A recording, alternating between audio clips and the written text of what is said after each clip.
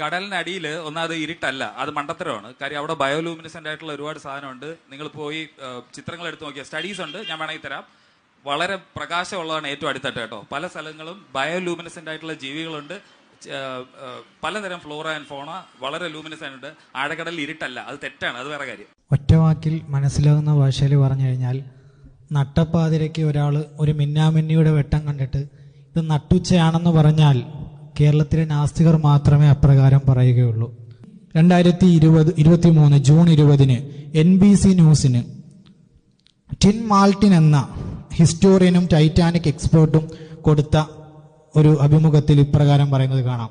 It's pitch black down there, it's freezing cold, the seabed is mud and it's undulating, you can't see your hand in front of your face.